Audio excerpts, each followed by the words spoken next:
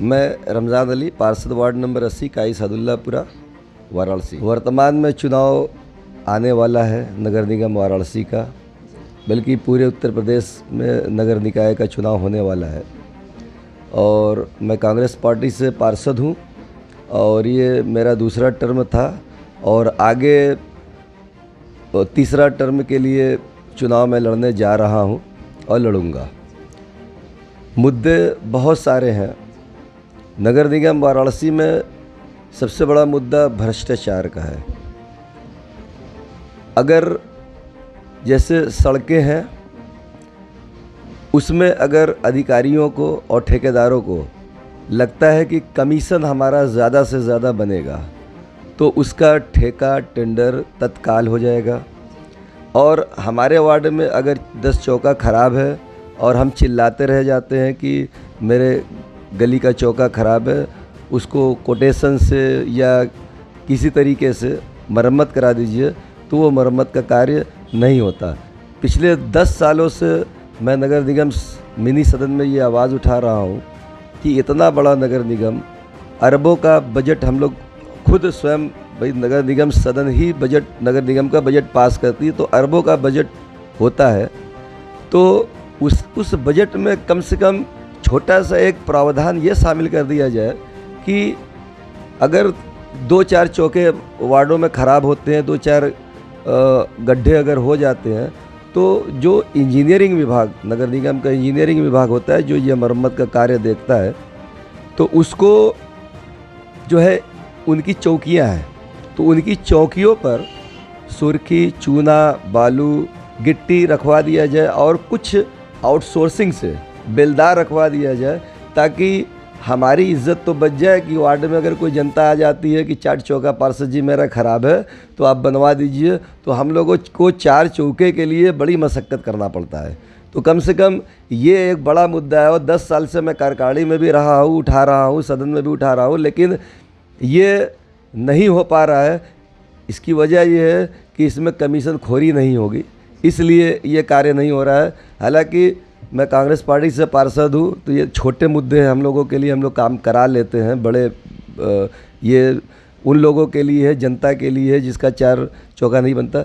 बड़े मुद्दे ये है कि हाउस टैक्स में बेतहाशा वृद्धि कर दी गई है और अधिकारियों की मिली भगत से उनका लिखित कुछ होता है और जो उनकी कार्यसुविधा जो ये है कि हाउस टैक्स के जो भवन का जो प्रकार है वो 3 प्रकार का होता है। एक जैसे आरबीबी छत वाला भवन होता है, एक आरसीसी छत वाला भवन होता है और एक गार्डर पटिया या धरन पटिया वाला भवन होता है।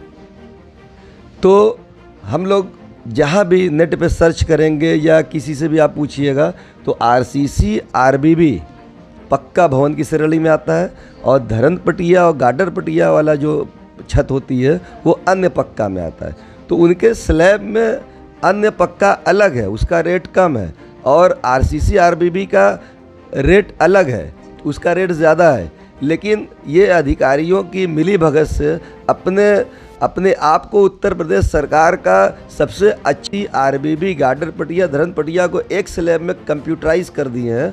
और जब भी उसमें कैलकुलेशन होता है तो गार्डर पटिया जो गरीब आदमी है उसका भी आरसीसी आरबीबी के श्रेणी में आ जाता है। उसका टैक्स 1 करोड़पति, एक जो आदमी रोडपति है जिसको हम कह सकते हैं, जो रिक्शा चलाता है, उसका धरन पटिया गार्डर पटिया का भवन होता है और उसका करोड़पति और अरबपति की श्रेणी पर टैक्स लिया जा रहा है। ये बिल्कुल गलत काम नगर निगम कर रहा है और इसका विरोध हम लोग जम कर करेंगे और इसको उजागर करेंगे। कल हम लोगों का धरना भी नगर निगम में था, इस सबको लेकर के हम लोगों ने बात को मजबूती से उठाया है। और इसी अब दूसरा मुद्दा मेरा ये है कि कमर्शियल टैक्स को गुणांक के रूप में उत्तर प्रदेश सरकार लाई है। ठीक है भाई, जो जहाँ पे आपका होटल है, नर्सिंग होम है, जहाँ से कचरे निकलते हैं और उसको कमर्शियल करिए, लेकिन इतना भी मत कर दीजिए कि वो बेचारा जितना कमाए और उससे ज़्यादा आपको टैक्स के रूप में दे दे। लेकिन उसके साथ ही साथ नगर निगम संपत्ति कर नियमावली 2013 द्वितीय संशोधन, जिसमें कि ये कमर्शियल श्रेणी लाई गई है उत्तर प्रदेश सरकार द्वारा, उसमें पावरलूम शब्द का प्रयोग कहीं नहीं है। उस पूरी नियमावली में पावरलूम शब्द का कहीं जिक्र नहीं है, लेकिन पावरलूम पर 3 गुना टैक्स कमर्शियल लिया जा रहा है। जबकि एक तरफ उत्तर प्रदेश सरकार उस पे जो है बुनकरों को सब्सिडाइज रेट पर बिजली दे रही है। बुनकर को प्रोत्साहन करने के लिए वस्त्र मंत्रालय भारत सरकार सब्सिडी पे पावरलूम दे रही है, पावरलूम को उपकरण दे रही है, जकार्ड दे रही है। और दूसरी तरफ उत्तर प्रदेश का हथकरघा एवं वस्त्रोद्योग विभाग, जो कि बुनकरों को प्रोत्साहन देने के लिए ये विभाग बना गया है, वो लोन देता है और उपकरण वो भी देता है। इन सब के अलावा नगर निगम इनसे कमर्शियल टैक्स ले रहा है।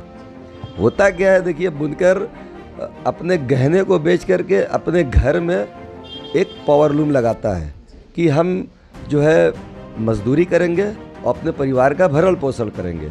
लेकिन होता क्या है कि ये जो है मजदूरी इतनी नहीं हो पाती कि वो अपने परिवार का भरण पोषण कर सके।